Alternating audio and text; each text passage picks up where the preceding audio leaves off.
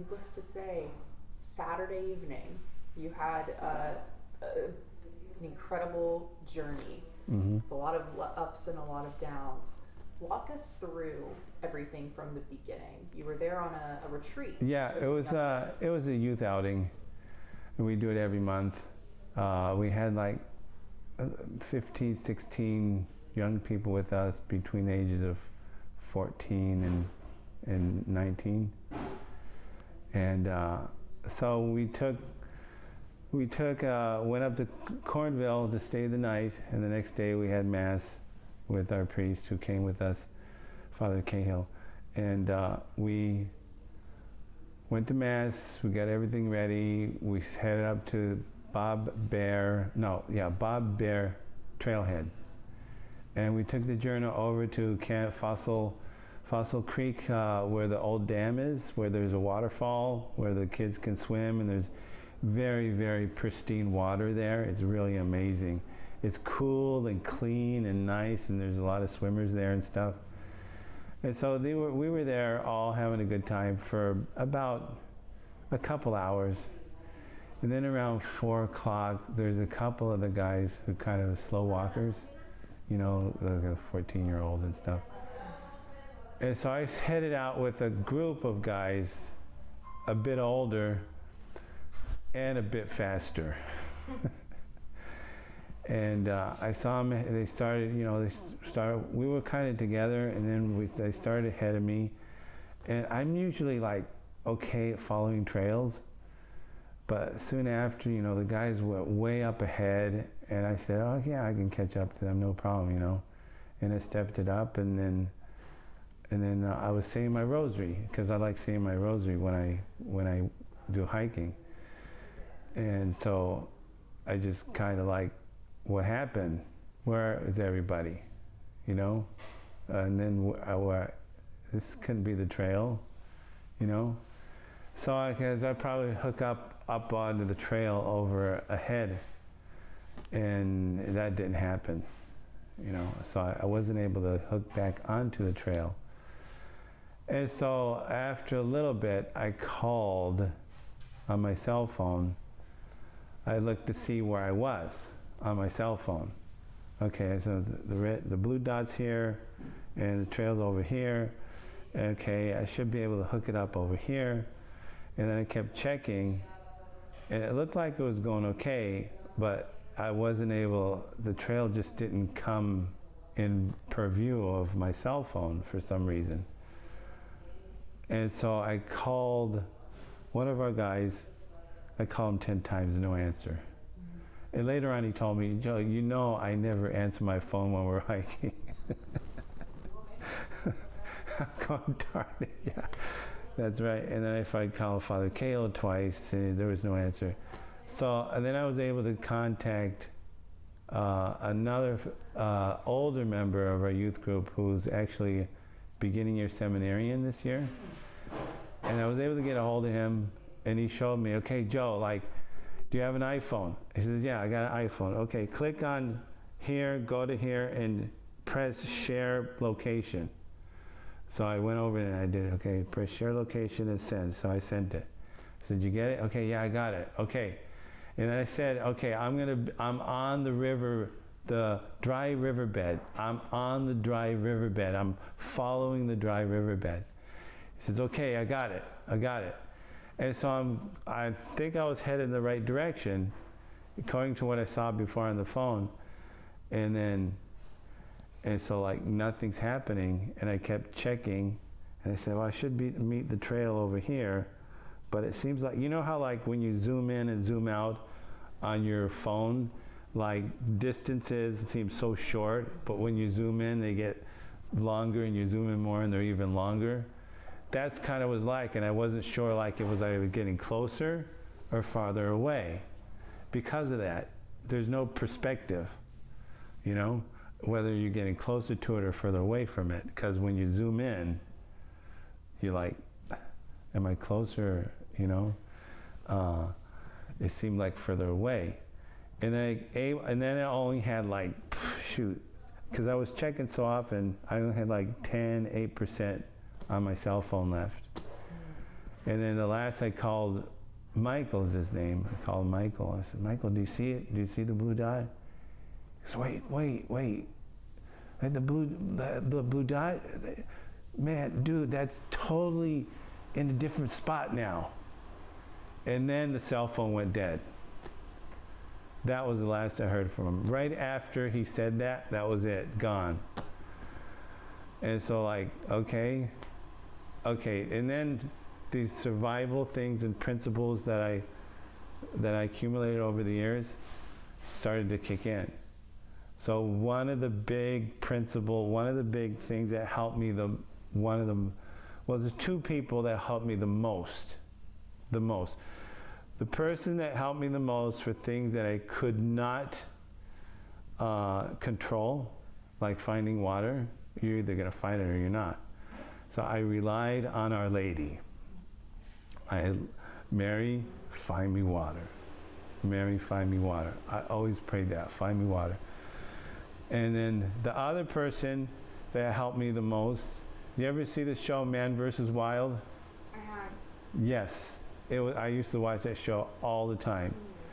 And I'm going, okay, it's fun. I'll probably never need it at all, but it's fun. There's so good principles that I use that help me make a plan, that helped me survive for 3 days. It was Bear Grylls. Absolutely Bear Grylls. And so like, I was on my own. I knew I had, one of his principles was keep moving. You got to keep moving.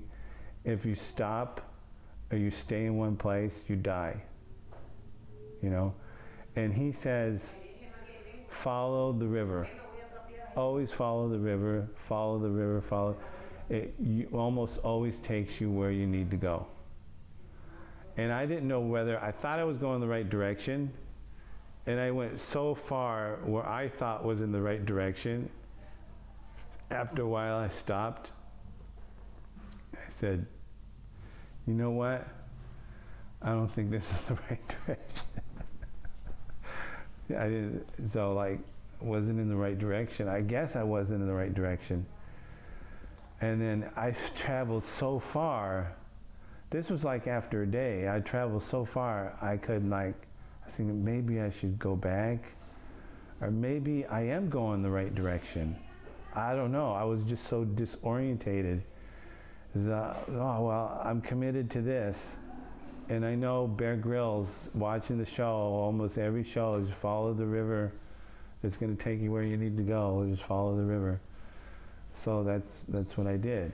And as you go down, it gets more narrow and more extreme and more narrow and more extreme and more challenges, tons of challenges. But I always begged Our Lady to find me water. She always found me water. One of the principles was from Bear is conservation of energy.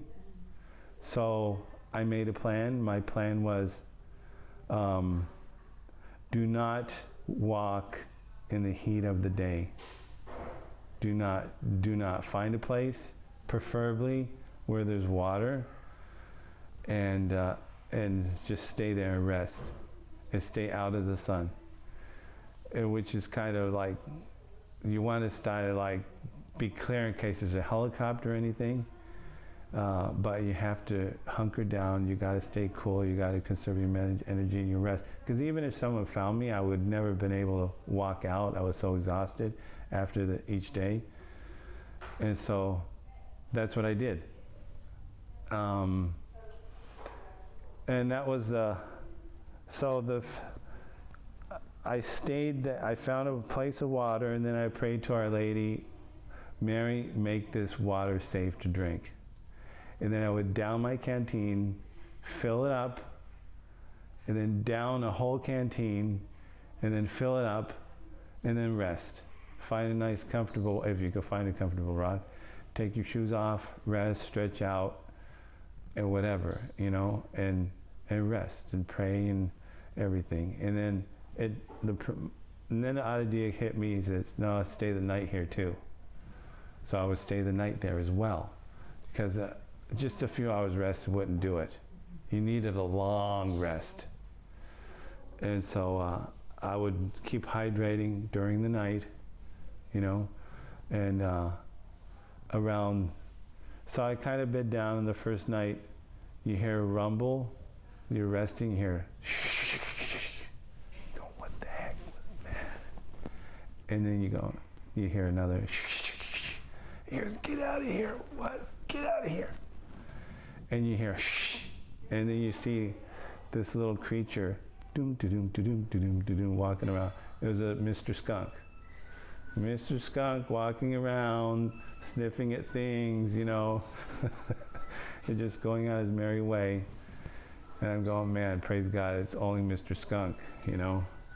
So like the first night I found, actually the rock was, I had a slab and then another slab, and I was able to kind of stretch myself. I was able to roll on my side and sleep on my side and everything. But the thing that kept me awake the most was the cold.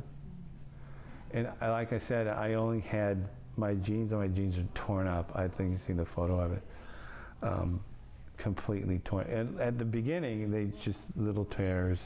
And as the 3 days go on, they get bigger and bigger and bigger. I only had a couple scratches on my arms and maybe on my knee.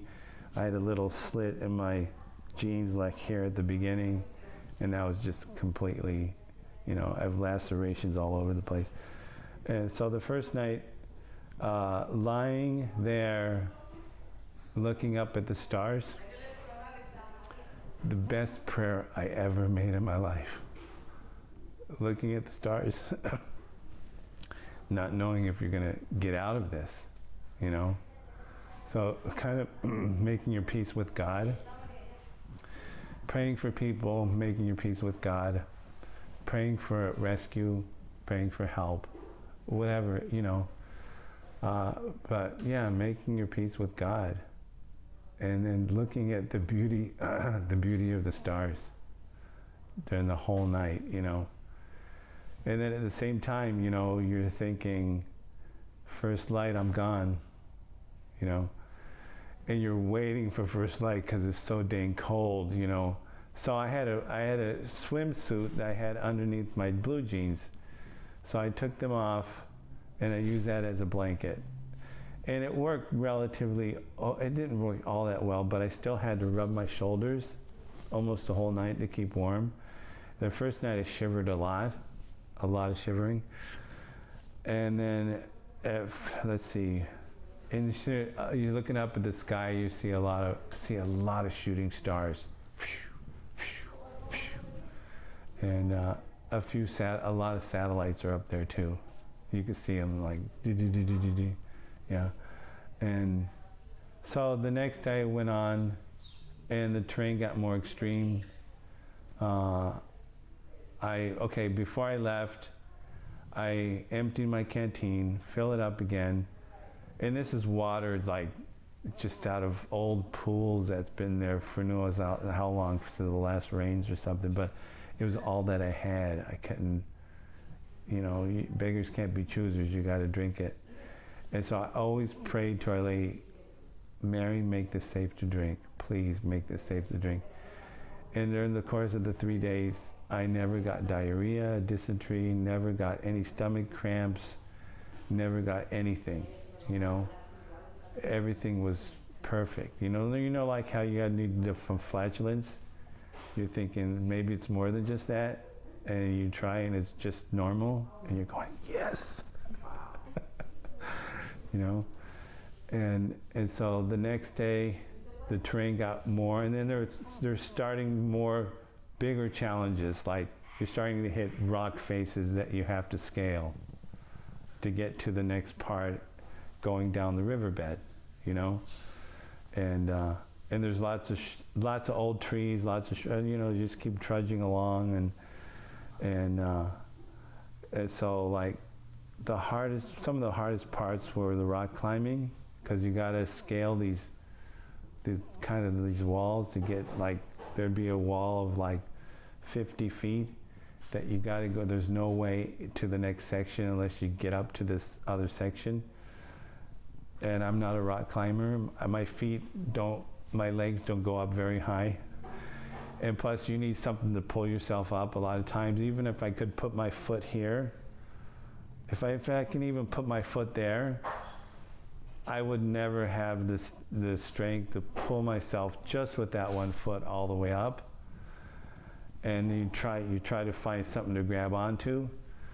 And there's a few times, not just one or two, maybe 3 or 4 times, maybe 4 or 5 times, I got stuck in trying to scale this, what seemed to be from far distance, something simple to do.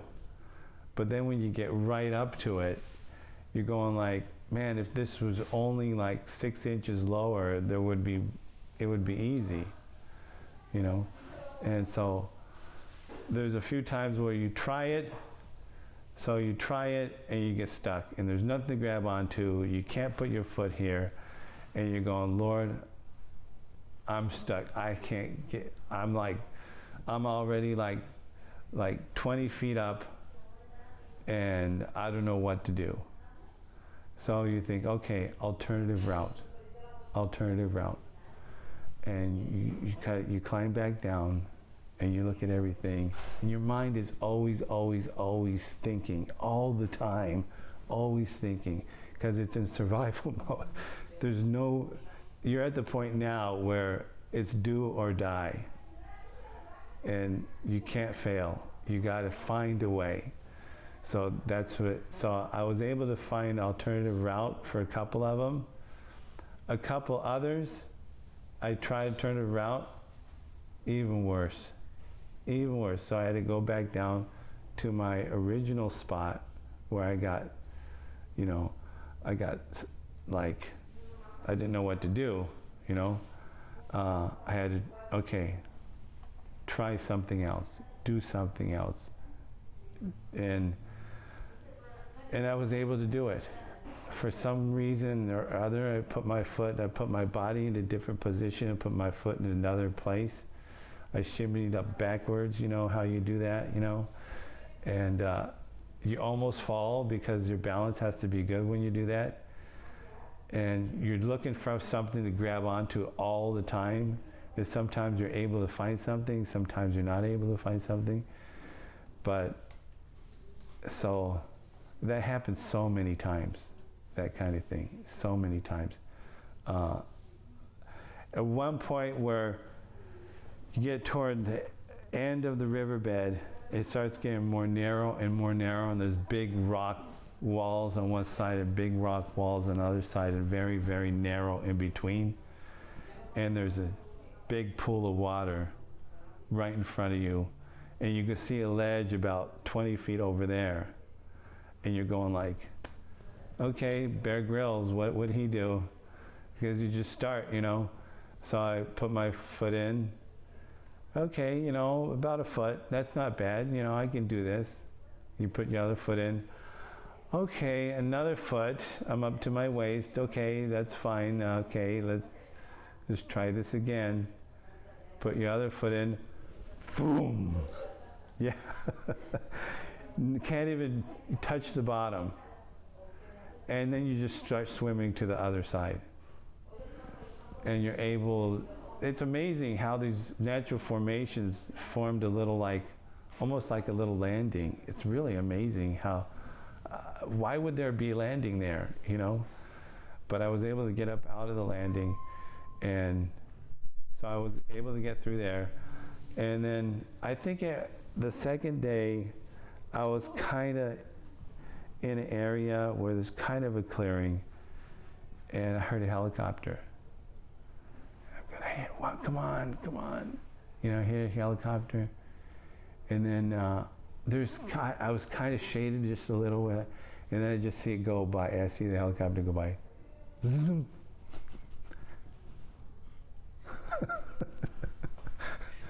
That was it. That was the only thing I seen of this helicopter. That's it. That's all I saw.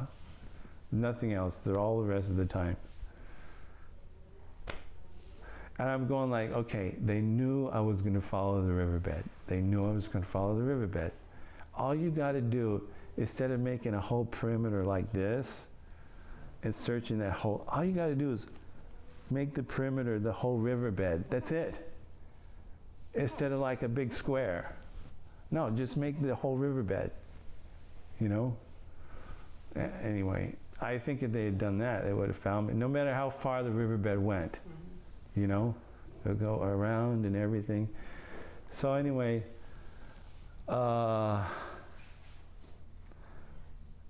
there's some freaky things going on in the forest. That's all I'm going to say. I can't say anything else. But it freaked me out. You know, and they weren't mirages either. Because there were mirages for sure. I've seen the mirages, you know, like you see people up on the hill, up on the trail. She says, oh, there's a person up there. She goes, help, help, help, help. And they're just looking at you, staring at you. No, send help, you know. Please answer me, you know. Nothing. And then you're like, oh, okay, you're a mirage. Okay, you're a mirage. Okay, fine. You know, that happened a few times. And then there were audio mirages too. So like, you think you hear voices. And you shout, like, hey, save me, hey, help me. Let's send for help. And you think you hear a voice, like I thought I heard a woman's voice and a guy's voice a couple of times. And then you realize how some of the birds are and how some of the insects are. And that's what it was, you know? And then the echo, like you shout really loud and you hear it echo, and you hear like maybe somebody answering back, where it's really your own voice answering back. Oh my gosh. Yeah, your brain at that point is just trying. Yeah, it's just trying to find a. For stuff. It's trying to find a way. Yeah. An easier way, I guess, or something. But that happened quite often too. And but my whole principle was always still. Rely on Mary for water, you know, and that I don't get sick. And the principles of Bear Grylls, conservation of energy, you know, I didn't know what I can eat. I couldn't remember. So like I knew I can eat prickly pear. So like a Sunday, I found a prickly pear and I broke it off, a big leaf, and cleaned it with a sharp rock and started munching on the leaf. I ate half of it on Sunday and half of it on Monday. And I needed the hydration because I hadn't been able to find so much water to fill my canteen. I was able to find waters toward the end of the day. It's pretty amazing because that's exactly when you needed it, you know. And so the last day, before I had to go up the canyon wall, I found a place toward the heat of the day, and it was like this little square pool of water. I was like, praise God, Mary, thank you, Mary, my mother, thank you for finding me this. And then I pray prayer for a safe. I empty my canteen. A couple of times, one time I found a pool of water that didn't look good at all, but I didn't have a choice. And I emptied my canteen and filled it, but I didn't drink it. I said, I'm just going to keep this with me. And so I kept moving, and then I found a much better place for water. So I emptied that and filled it with what I thought was better water. And judging by the smell, it was better water, you know. And before I found that last campsite, I had to climb this rock face, and there was a big pool of very murky, filthy water underneath it. And it was such a challenge to scale this rock face. I must have fell in that pool like 3 times, like 20 feet into the pool. And then you just look at yourself and then you go, okay, let's try something else. You know, and so I tried that. And some of these places, I would spend an hour on trying to get over it, you know. And so I found this pool at the end of the day, and I was able to fill my canteen, drink the water, and spend the whole night there. But at the other side of the pool, there was such a rock face that I knew in the morning I have to climb. It was staring at me all night. I said, you know, like in the morning, you got to climb me. And so it was a really, really, really cold night. It was the worst night of all of them because I couldn't get comfortable. And there was like what seemed to be like nice level slabs all around, but the rock was, there was certain texture on the rock was like little balls or something. They wouldn't move, but they would make you slide down it, you know? So like that was impossible. So I kept moving my position 3 or 4, maybe 5 times that night, looking for something comfortable. And then sometimes you just gotta lie there and look at the stars and pray and keep warm, and that's what I did until the morning at first light. So you're really, really, really happy when first light comes, which means you can get the heck out of there if you can. So that getting up that first part, I must have spent an hour on that one section getting up, you know, because I had to try several different things. Some of the rock phases I got up, and I have absolutely no idea how I did that. No idea. It's just, whoop. Oh, okay. And then I had to go up because the river stopped. The riverbed stopped. There's no way other place than up. Our Lord was saying, hey, Joe, it's time to go up now.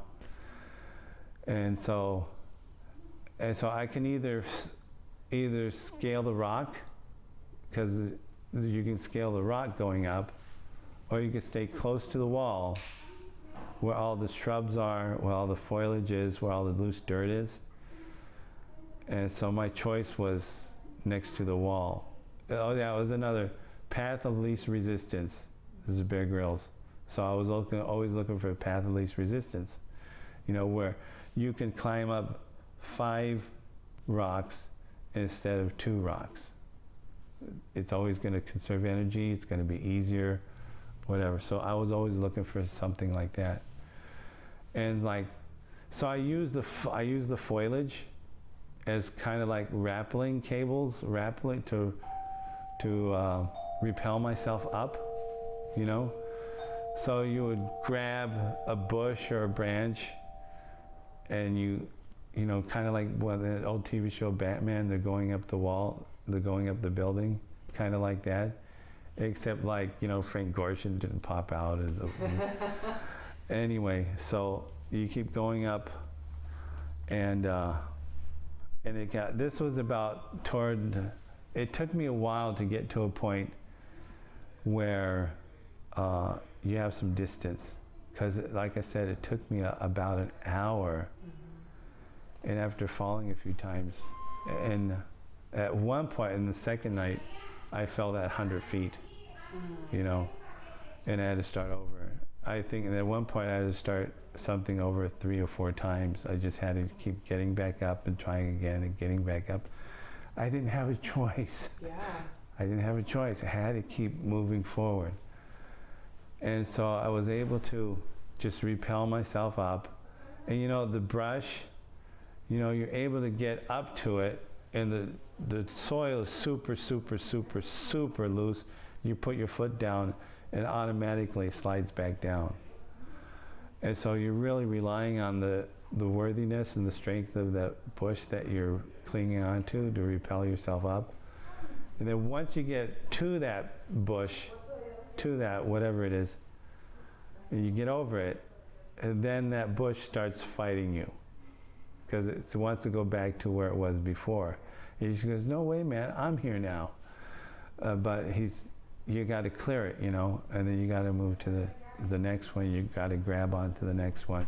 And that's where I got most of my lacerations on my hands, and my jeans were all torn up.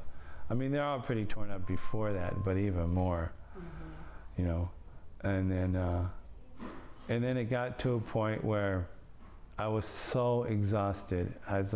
You ever see the end of the movie, The Lord of the Rings, the ring where Frodo says, I can't move another step.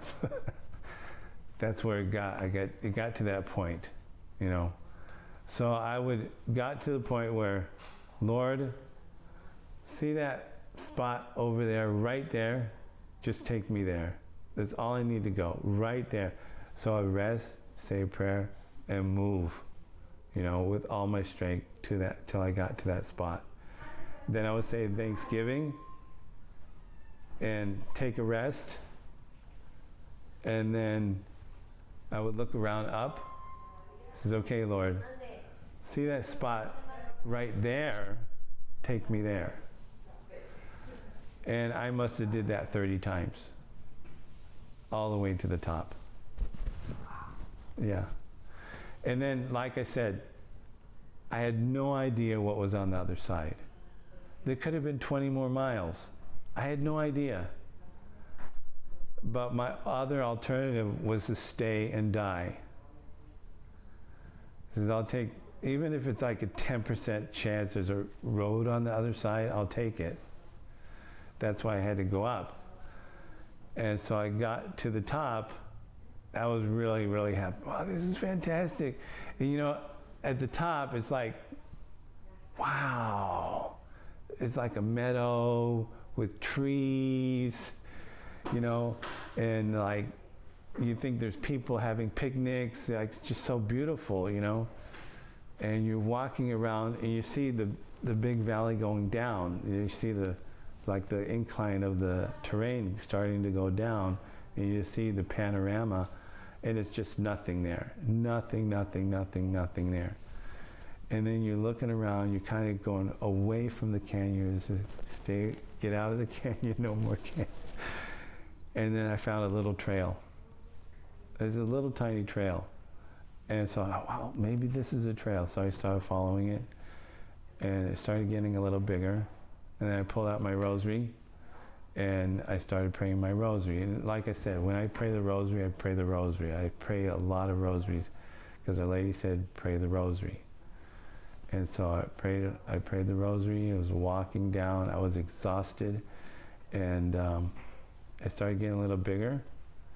And then I saw a campfire ground for like big groups come for like a campfire or something. I'm going, yes. And then I went a little further down. I'm still saying my rosary. And sometimes you go into forks.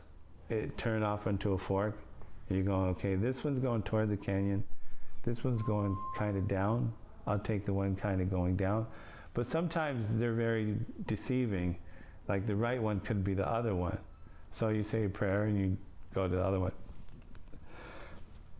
And then after maybe 20 minutes, half an hour, you go over a ridge and you see those big giant electric cable lines that go across.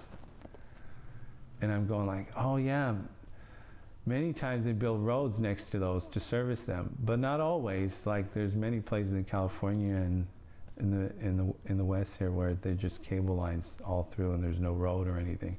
Maybe a little tiny trail, dirt trail to them. Well, that's a good sign. So I kept going down and down and down, and I finished my 4th rosary. I said the last Hail Mary. By the way, Hail Mary is not for wimps. It takes like 20 minutes to say a rosary. So I saw that on Cheers one time. And so the last Hail Mary, I saw a car going across the highway. I'm going, yes. And then it kept going. I wanted to go across to the road. After a little while, there was about 300 feet to the road, but there was a barbed wire fence that was sectioning off the trail from the road, and it was really, really hefty, reinforced barbed wire, like 4-5 lines of barbed wire. It's like whoever owns this land does not want anyone to go through this. So I kept following the trail. After a little while, it turns around, it goes to the left, and it goes right to the word. There's a stop sign, it goes right to the road, and And so I immediately, I put myself right in the middle of the road, right in the middle. And I just, hey, stop. I'm doing the prayer sign, you know, like, please stop. I'm not a criminal or anything. Please stop. And the guy stopped. The guy was is amazing, about a 60-year-old man. And he does a lot of charity work for the forestry. He collects garbage all around, and, you know, and he had a cooler full of water. And he was the only one in there, and he had a cooler full of water. I'm going, wow, that's amazing. That is totally amazing. And then he gave me, okay, I got a peanut butter sandwich. You put in a peanut butter sandwich? I said, yeah, man. So I drank down 2 things of water, and I took a bite out of he said, oh yeah, I make these at night. I freeze them, so I have them in the morning. They're all ready. And I took 1 bite, and then immediately I know something doesn't feel good. Some things I can't, no, it's too rich, too thick, too like, I kept the sandwich, it's in my freezer, and when I can eat it, I'll eat it in honor of Claire, the guy who found me. So shout out to Claire, thank you. And then he took me to the Camp Verde Ranger Station. And our guys, Father Cahill, Bob, who's another consecrated layman like myself, and Pablo, were staying close by. So they'd tell me some of the story, what was going on with them. So apparently we had a huge, giant prayer circle all over the world, you know, praying for my safety. And so between Our Lady, Bear Grylls, and everybody out there praying for me, you know, people even from other countries, like in Ukraine, for example, you know, where they're actually fighting a war, you know. So like we had all the seminarians praying for me. We had the Knights of Columbus praying for me. We had the Sisters of Charity praying for me, the Sisters of Life praying for me. We had all my family, I mean, anyone that I even have a semblance of somebody of who they are, they were all praying for me, you know. And so through all the prayers, Our Lady heard their prayers. And my official designation is self-rescued. Mary saved me. And the shout out to Bear Grylls. Without his advice, I wouldn't have been able to make a plan. So yeah, that's my story. There's a lot of different little dramatic parts. Joe, what a story. You know, I'm sure there were multiple times during all of these hours that you had to face and think of the question, is this it for many times in the world? I had to make my peace with God. And at night, looking up at the stars, that's when I made my peace. When you finally saw Claire and knew, oh my gosh, it's come to an end, I'm safe. Yeah. What was the feeling in your body at that moment? Jubilation. Thanksgiving. Yeah, Thanksgiving and jubilation. And I prayed so much in Thanksgiving to Our Lady. And that was my feeling. I couldn't believe it. And I've had an inner spiritual transformation. Like, just keep moving. And sometimes you feel like Jonah, you know, being swallowed by the whale and then spit out. So there's a reason for this. And God has something for me ahead. I don't know what it is. I can imagine, you know,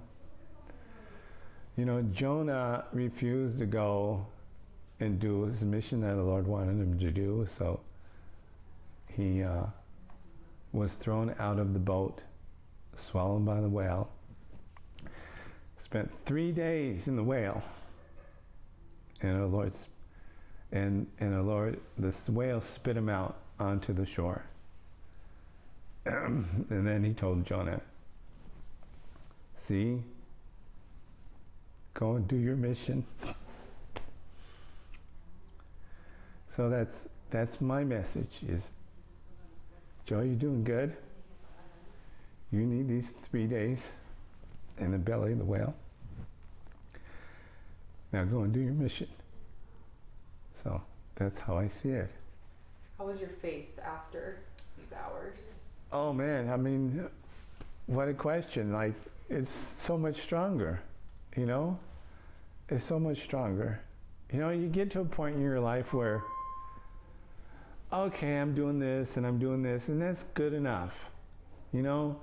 And it kind of puts the brakes on your life, on your spiritual life and everything, when you start to think, I'm comfortable, I'm doing okay. That is so spiritually dangerous. Never feel comfortable with your faith. You can always do better. Always, always, always. Once you start feeling comfortable, you start losing motivation, you start losing incentive, you start loving our Lord less. Yeah, it's like what G.K. Chesterton says, I don't want a faith that makes me feel comfortable. You know? And so, yeah, that's...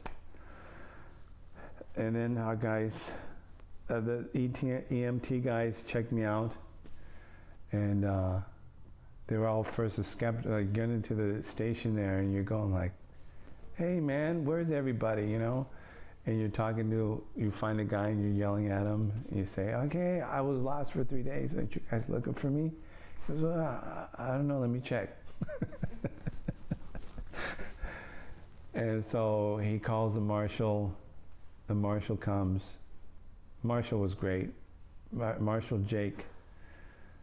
I said, oh man, you're one of my favorite characters, John Wayne characters. But they checked out all my vitals. So they checked, my blood pressure was good, it was normal. My heart rate was good. My hydration was good. But they were amazed with that mostly. My hydration was good. I didn't get sick. I didn't have any, I didn't have a fever. I didn't have anything. I just had maybe a bump on the head, and it wasn't that bad. Plus, I had a sore spot there in the beginning anyway. And so they called for an ambulance after getting to talk with them and everything. And they said, well, you know, if you don't want the ambulance, we don't need to bring it. And I said, no, I don't see it necessary. So I signed a waiver for the ambulance and signed a waiver with them. But they did advise me, take some active charcoal for any things from the water, you know. So far, you know, it's been real good. I haven't had any problems at all. The only problem is slowly getting back to eating normally. So, you know, but I needed to lose 15 pounds anyway, so so that was a benefit, I guess. I'm used to intermittent fasting anyway too. And then I still need to talk to Sergeant Heavy. He wants to get the details, who headed up the search team. But our youth guys, when I didn't come back, our youth group, they did not want to leave the trailhead. They wanted to stay there all night, you know. And many of them went back down the trail, you know, in the middle, in the dark, you know. They were just searching. And then some of my buddies from, I don't know if you know the Cursillo movement, which is a little course of Catholic Christianity. It's a 3-day retreat. Many of them, some of them came out to look for me, you know. Some of them wanted to bring their dogs to bring out to look for me, and there was a big, giant, I guess, mobilization. You wouldn't know it because you're just there in the forest by yourself, thinking you were abandoned. But no, there's so many people actively looking for me, and so many people all over the world praying for me. Wow. And this is a monthly retreat, right? It's a monthly reunion. So we would have a retreat twice a year. So as a follow-up of the retreat, we would have a reunion in order to keep up the fervor of the retreat and how people are doing and how you're moving forward and everything. And it's not set up like a retreat. We don't have talks and everything and a big huge schedule you got to follow like in a retreat. But it's more of a reunion where you still have mass and you still have a sermon and you still have kind of these formation points, but it's much more fun. You do a lot of fun activities and things. Does it always involve a hike, or is it done just No. But the last few months, the guy Bob, who's my brother, he's been organizing hikes the last few months. And I go, Bob, maybe we should cool in on the hikes a little bit now. Do you think, if there is another hike, you probably will step back from this one? Or? Probably. I'm kind of hiked out right now. Completely understandable. Yeah. Aside from the peanut sandwich that you're going to eventually finish, what was your first kind of meal that you had? Well, I just needed to get something that would hydrate me other than water, some sort of glucose in me.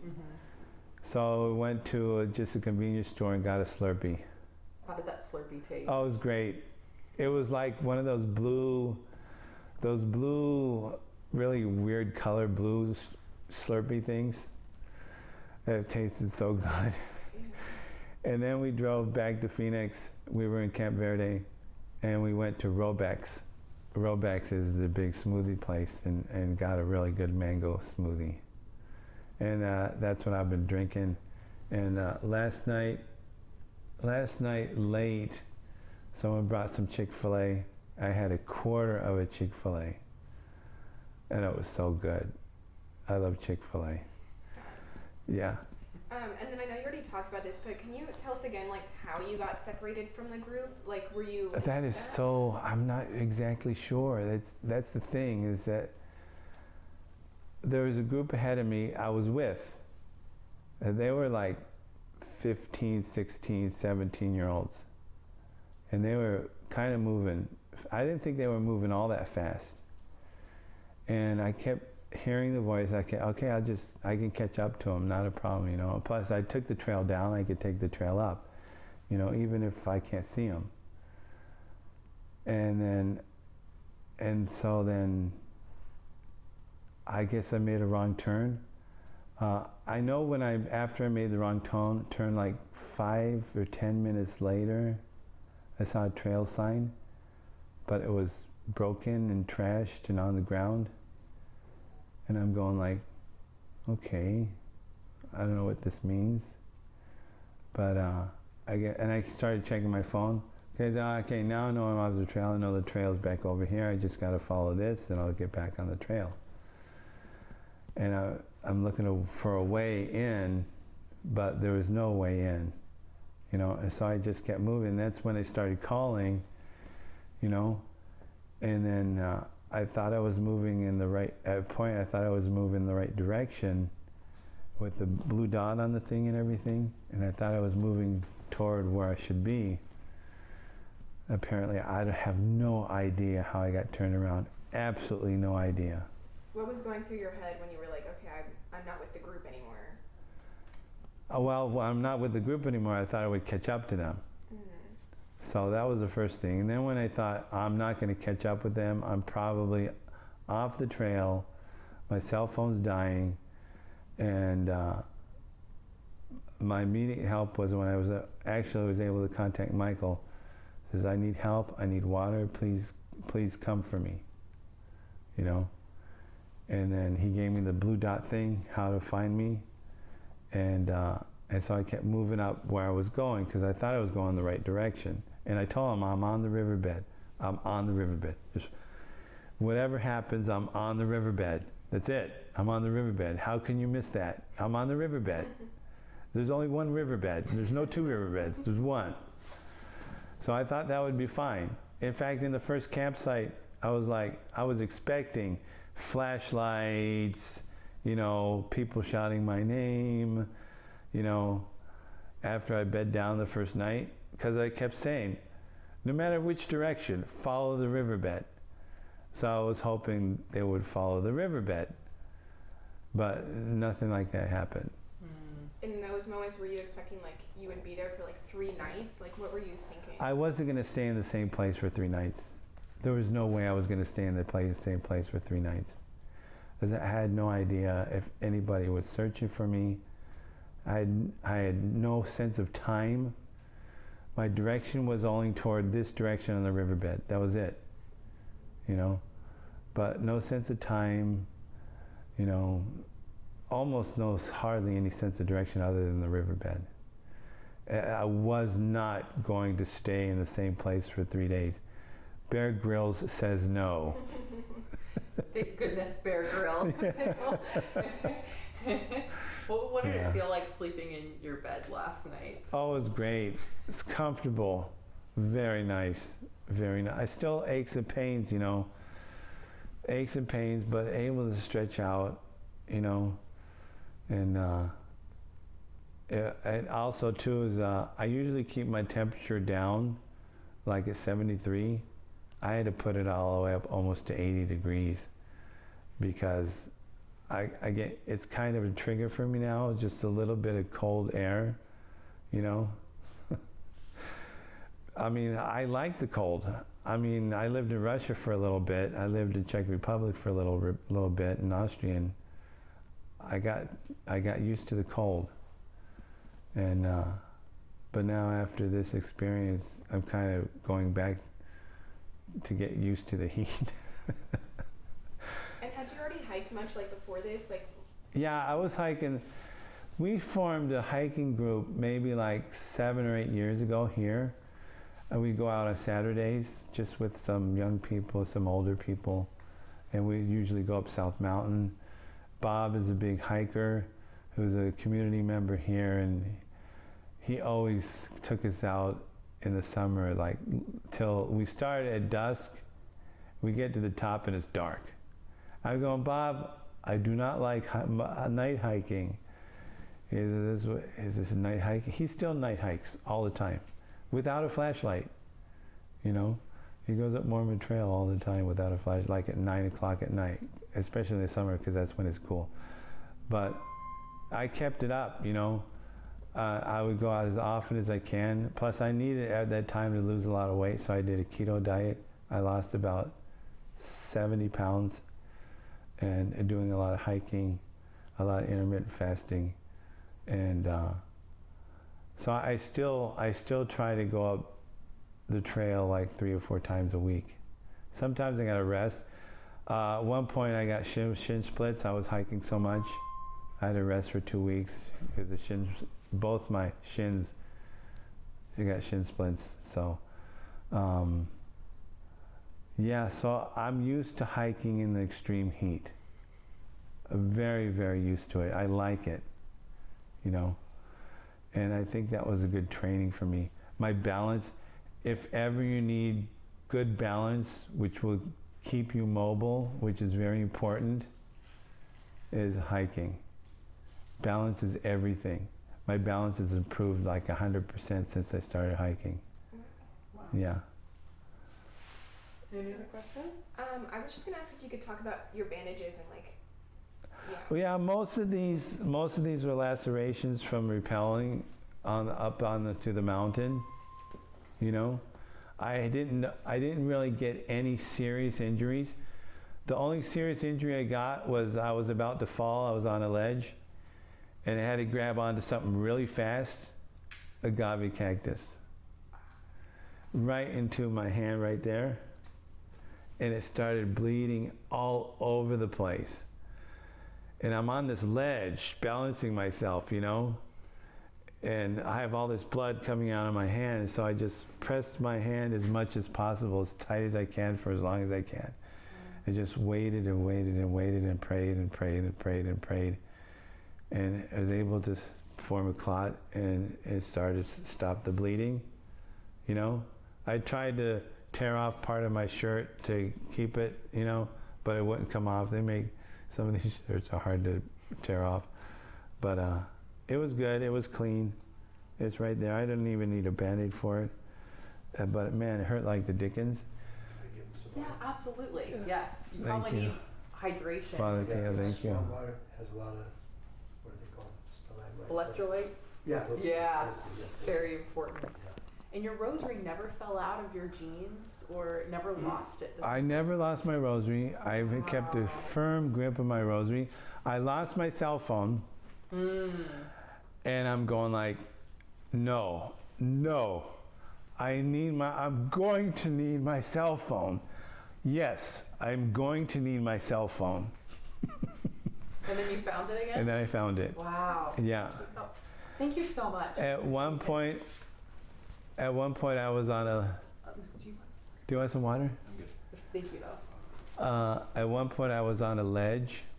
I was trying to get up this ledge like 3 or 4 times. I was finally to get up over it. When I got up over it, I heard a clink, clink, clink. And I'm going, no, my canteen fell. No, I can't, I won't be able to climb down to get it. And I looked down. It had lodged between 2 rocks on the side of the wall of the rock wall. It lodged right in between them. I was only able to bend down as far as I can, and barely